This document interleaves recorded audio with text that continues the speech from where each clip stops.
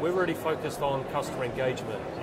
So that forms sort of from the self-service side of things, right the way through to contact centres, and then on to some of the kind of customer engagement things and knowledge management space. So you create software that allows companies to engage with their customers in different ways. What are some of those different ways that you help people engage with? Exactly. So, for example, one of our partners here today at this event is BT. So they use our service provider multi-channel contact center platform. So lots of, FTSE 350 companies, for example, when they need an outsourced cloud-based contact center, will speak to somebody like BT and they'll use our software as part of the proposition they take to market. So tell us a little bit more about interaction management and why, as an enterprise, I should be interested in this.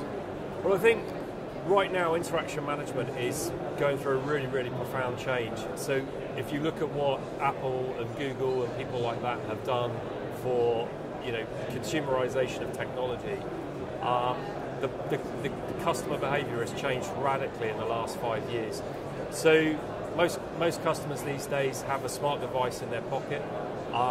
They're much more willing to self-serve, and they have the capability on their smart device in their pocket to do that. So by definition, that means that the human-to-human interactions that come into companies these days are a lot more complex. So the people within the company that are best placed to deal with those interactions aren't typically sat in the middle of a traditional contact center. They might be in the middle or back office function. So being able to kind of create this layered approach where you're able to understand who your customer is, their value to you as a company, understand what they're trying to do, and then triangulate that with who in your company is best placed to deal with that particular customer with that inquiry at that point in time is kind of very powerful.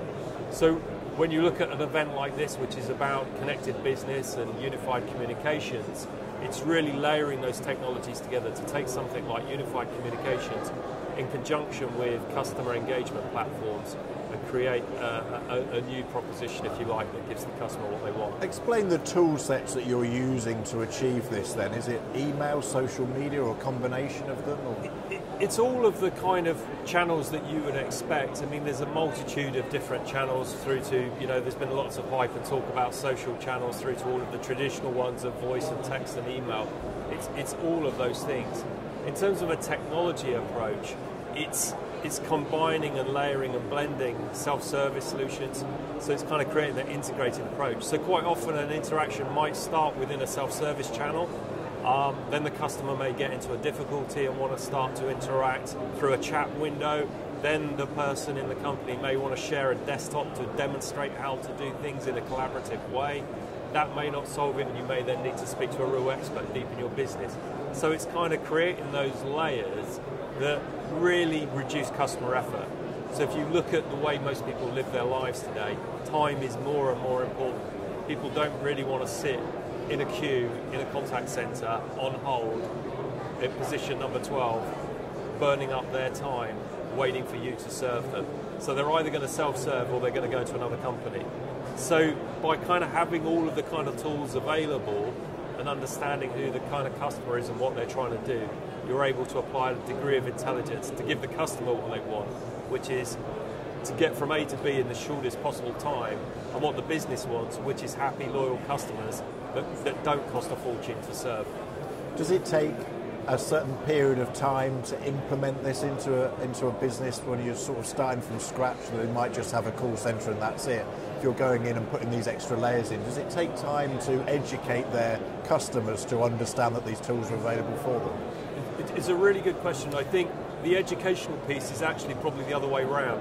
So the customers have got a smartphone, so they understand like FaceTime and videoing and texting and all of those kind of things. They're already there with it. The educational piece is actually within the four walls of the company and within the supply chain of those suppliers. Most of those people, so for example, if you look in this country, 80% of contact centres were in existence before the advent of social media. That means the mindset, the structures, the people, the policies, the process, the way people are paid commissions, all of those kind of things were in place before something like social media came along. That drives a certain behavioural pattern, and there's a disconnect right now between that old world and where the kind of consumers are. And increasingly, consumers are just going to go around companies that don't give them what they want. So, do you think there's a genuine feeling out there amongst business that this is a problem that they need to address, or are some slow on the uptake still? I think we're sort of edging towards a tipping point. The reality is probably 80-90% of most companies are still living in the old world, and they're still getting away with it because there's 80-90% of them sort of still doing that. The 10% that are out there that are pioneers that have got it right are nibbling away at market share, but it's not enough to be disruptive.